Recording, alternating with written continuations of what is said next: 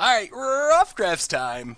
Iconic Masters is here. We're jumping into the brand new Master Set format.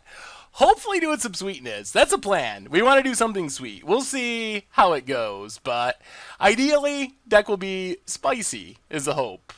Anyway, a message to everyone who might be drafting Iconic Masters. If you are kind of average to below average to even good at drafting, probably better off doing Phantom Qs, according to the math. You'll lose less money that way, but yeah, I mean, Phantom just makes you lose less. Although non-Phantom is fine too. Let's see what we got in this pack. Ah, jeez. Well, Supreme Verdict is far and away the most powerful card in the pack. Like, by very, very wide margin. This pack isn't very exciting. Rift Bolt's an okay removal spell. Kiln Fiend, I guess if you're trying to go aggro. Inspiring Call is good if you're playing the +1/+1 counter deck. Otherwise, this pack is just not very powerful. So I think, even though I'm a little worried this is going to just lead us to playing a hardcore control deck, I think we got to take Supreme Verdict. Ooh. Alright, now we have some options. Blood Baron of Viscopa can be a pretty good threat. Protection from 2 colors, lifelink, not a bad control finisher if that's the direction we're going. Blizzard Spectre is also good in the black colors, so if you're heading that direction towards Esper control, it's a good one. Haunting him can be okay. Guard Duty might look bad, but if you're a control deck, it's fine. Jesse and Thief is nice in a tempo strategy. There's also Swords to Plowshares, which is just extremely efficient, and considering that Blood Baron and Blizzard Spectre would force us into Esper instead of straight white-blue, I think we're just going to take Swords here. Blood Baron is probably more powerful. Blizzard Spectre is also very good, but Swords to Plowshares is just super strong, so it's hard to splash into an extra color when we kind of don't need to because we have a great on-color option. Alright. Well, Skywise Teaching seems like it could actually be pretty sweet in this deck. If we're just playing like tons of counter spells, this can be like our Drakehaven finisher essentially. Condescend is a good counter spell. Dissolve is at common, so we're more likely to get more of them. The argument is between Condescend and Skywise Teachings. I feel like we almost have to take Skywise Teachings because we should be able to pick up counter spells as this draft goes along, but we might not see another Skywise Teaching. There's Dissolve, there's Mana Leak. So we're going to take Skywise Teachings and see if we can build like a blue-white control / spellslinger style deck. In this pack, Distortion Strike isn't really for what we're trying to do. That's more for like the Kiln Fiend tempo-y Izzet deck. A Massive Components is pretty good. Just survive to the mid-game, cast this, maybe make a Jin Monk token. Curious what they look like. Otherwise, Student Ojutai is fine. Nothing else really jumps out at me. We're just going to take a Massy Components. So far, this deck isn't looking super spicy, although we could end up going towards the wall plan for a bit of finishing. Either mill our opponent out with Doorkeepers or Skywise Teaching. So options, Doorkeeper to slowly mill our opponent out. Probably should take Blinding Mage. Bewilder is also pretty okay. It cycles, kind of keeps us from dying, makes a monk. Otherwise, we'll probably pick up some of these eventually. I think we just take Blinding Mage. It's kind of like a removal spell that sits on the battlefield. Oh man, another Doorkeeper. Oh man, maybe both of those will table. I think it's possible that both of those table. Illusory Ambusher is actually kind of a funny finisher. We flash it in, and then if our opponent ever blocks it, it's going to draw us a bunch of cards, which is sweet. So we could take that. There's also just another Blinding Mage. It's hard to pass these tappers. We're just going to take another tapper. Ooh. Well, I guess we get Illusory Ambusher anyway. I do like Illusory Ambusher. Lets us leave up our counter spells and just flash it in. Now we get... Sustainer of the Realms is okay. Thought Scour is interesting. I don't know if we would target ourselves, but it cycles, it triggers Skywise teachings. Survival Cache is actually pretty interesting as well. Triggers twice our Skywise teachings, and if we can stay ahead on life, it's going to gain us 2 cards. But since we're in blue, there's other options. Those are the only real choices, though. I think we just take Thought Scour. I think that's fine. Alright, I guess we take another Thought Scour. If we do end up getting back those mill walls, they do help get a little bit of mill damage in. So, 2 other people took blue-black and white-black cards. They took the... why can't I think of the name of it? Bloodbaron of Viscopa and also the Spectre God. Haunting him and basically nothing for us. We're not going to play Darksteel Axe. I'm going to take Haunting him. I feel like if we go into another color, it's possible that color would be... We'll take Survival Cache. I don't know if... Yeah, I don't know if we'll start with another deck or not. We'll see. We'll see where we end up. So far, we're looking interesting. We did not get back any of the counter spells. Let's see if we get the mill walls back. We don't have any good finishers at the moment. I mean, Skywise Teaching is okay. Illusory Embouchure is reasonable. But we don't have any just like, oh my god, it's a Elish Norn, or it's a Consecrated Sphinx, like, I win the game type finishers. So that would be something that we'd like to find in future packs. The Supreme Verdict started us down this path, and I think it's worth it. It's a really powerful sweeper. And Skywise Teaching is kind of a sweet finisher. I haven't really tried to build a Skywise Teaching deck. Stuff like Skywise Teaching, I think, makes stuff like Survival Cache a little bit better. This pack, there's not a ton for us. That's a +1/+1 counter card. We're not just going to play a 2/2 prowess. We'll take this Student of Ojutai, put it in our sideboard. Maybe if we run into aggro, it's fine. It will gain us a lot of incidental life, but it's only a 2/4, so I don't know. We'll see. We'll see what our deck ends up looking like. Well, I guess another Student of Ojutai. If we want to gain life, we have options with all the spells in our deck. I guess we can take Windfall. I think that's more of a mill card than anything, but in this format at least. Hard to imagine just playing it as a wheel effect. Alright. Rite of Precinct 6 in our sideboard. Well, there's a Mythic, and it is actually a pretty good one. Sierra Angel would be fine. There's another Skywise Teaching that's sweet, but Archangel of Thune can be borderline unbeatable if you can't kill it. It is just, that is a really good threat. We have random life gain. It does make random life gain effects, like the Student of Ojutais, go up in value a little bit. Maybe we can find like a Pristine Talisman. Out of this pack... Nimbus Maze as a dual land, or just a dissolve. I think we just want a dissolve here. There's not really much else for us. I don't think we really want to play Diminish. We're not aggressive enough for Spell Fist. That's more of a Is It card. Now we get another Blinding Mage, but we already have 2. Repeal is pretty reasonable, letting us bounce something while also drawing a card, triggering our Skywise Teachings. Abzan Battle Priest kind of synergizes with Archangel a little bit. Everything lifelink, everything triggers, everything gets bigger. We might even be able to end up with a Radiant Fountain eventually. Maybe we take Battle Priest? I don't know if it's worth it. A Mass of Components, another Blinding Mage would be fine. We only have 4 creatures. Alright, let's take the Battle Priest. I think we do want lifelink effects, and we do need some creatures.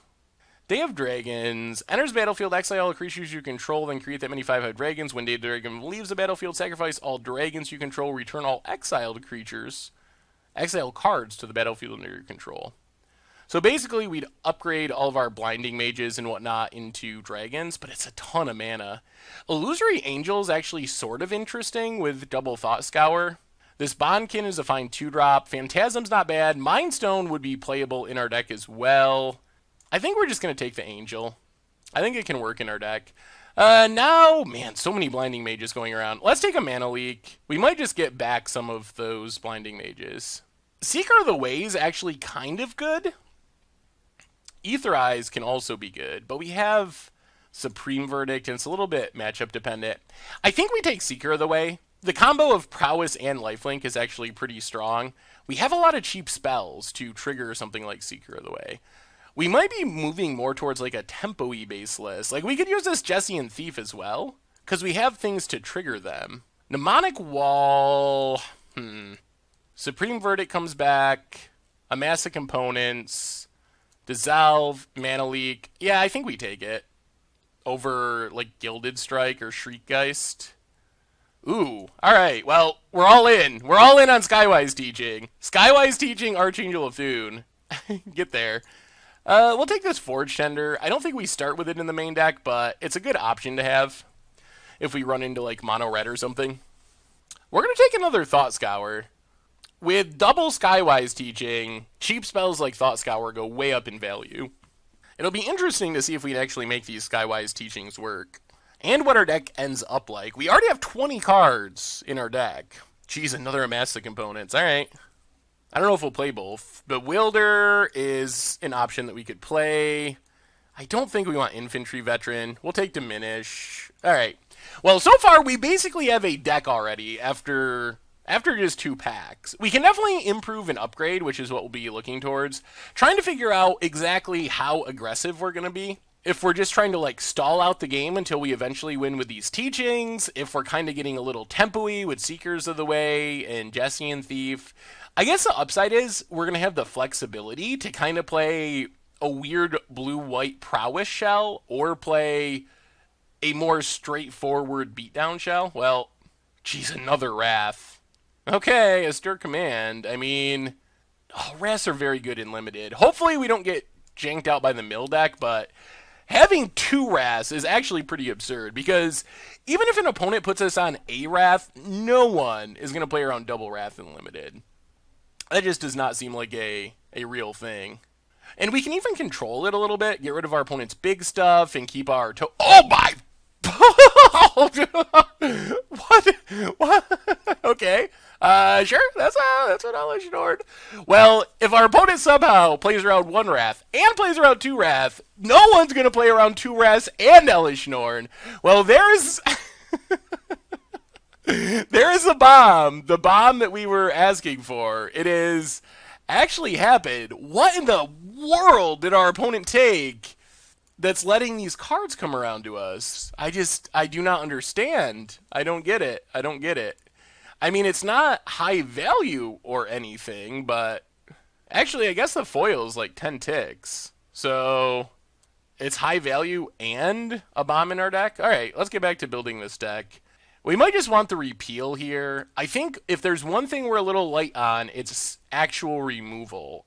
We have sweepers, but targeted removal, we don't have that much. Let's take repeal.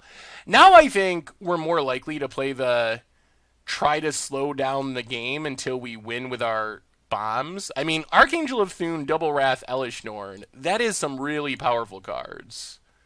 Seeker of the Way, we might still just take that. Yeah, we're going to take it. This pack doesn't have much for us, really. Emergence Scathe is the only other on-color card. So we'll take a Seeker of the Way. We'll see if it actually ends up in our deck. And I think we take another Repeal. Repeal is sweet because in the late game, we can bounce a token and get back 2 and make 2 tokens if we have both Skywise Teachings. Azuria's Charm is a good removal spell, and it has lifelink for our Archangel of Thune. All around, I think this deck is going to be really powerful. We just got to figure out exactly how to make it work. That's going to be our biggest challenge, is like actually cutting down to real deck size, deciding what we're not going to play. We'll take another Survival. Wow, another Azuria's Charm. Okay, that's so good. It is so good. Now I guess we take, what are we more likely to play? Because Azuria's Charm makes our opponent skip a draw, too. We already have a Bewilder. Let's take a Stalwart Aven. We'll take Pentarch Ward just as a weird sideboard card to protect our 2 bomb creatures. The biggest challenge is going to be figuring out how we actually cut 7 cards from this deck. That's the challenge. Probably going to start with some survival caches. Well, pretty happy with how this deck turned out so far. Assuming we can get the build right. We'll take the Mill card. That is one thing I'm afraid of, because our deck isn't going to win fast. I wonder if maybe we don't end up playing both Skywise Teachings. Geez. Lure, I guess? I don't even know. Take another Pentarch Ward. Cutting down to size is going to be the challenge. Last pick, Radiant Fountain. We probably won't play it, but we could consider it. All right. How do we cut this into a real deck? So we probably can't play 3 survival caches, especially with Amass the Components. Thought Scour, Swords to Plowshares. I think the question is, are we going on the Skywise teaching plan? If we're not, then we can probably cut these Thought Scours as well, because we don't really have a reason to get cards in our graveyard. So that's one option, is just cut Thought Scours, cut the Skywise teachings, and play like a semi-prowessy. I guess then we probably lose the ability to play Angel as well. And just play like straight up blue-white control. Seekers of the Way, Mana Leak, Charm, Thief. A lot of these cards get a little bit worse if we're cutting our Thought Scours. The other option would be to keep this stuff and maybe trim back on some of the other random creatures. Like maybe we don't need the Battle Priest. Maybe we don't want 2 Amass the Components. That might be excessive. Go down like maybe Jessian Thief. Are we playing Skywise teachings? That is our biggest problem. Maybe we cut the Illusory Angel, because we do actually have to close out the game. I think we got to keep at least 1 Skywise teaching. Blinding Mage is a bit matchup dependent. Maybe we go 1 Blinding Mage, and then we can sideboard in the other one in creature matchups. And maybe we just cut Bewilder and play something like this. Illusory Angel's pretty bad off the top, although we do have a lot of card draw. Now let's bring in the other Amass the Components. Maybe we can we find a room for this other Skywise teaching? What would we cut? And maybe we just try it like this with 1 Skywise teaching. Because Skywise teaching is a little mana intensive, especially since we have to cast a spell and then activate it. Alright, let's try it like this. Add some mana. 9-8 seems reasonable. 1, 2, 3, 4, 5, 6, 7, 8. Yeah, we have a lot of double white, so that makes sense. Let's give this a shot. I think this looks like a pretty sweet blue-white control deck. So we'll be right back with round number 1 of our iconic Masters Rough Draft. Thanks for watching the video. If you enjoyed it, take a second and click that like button down below. It's a great way to help support the channel for free. And you can find the next video in the playlist right here.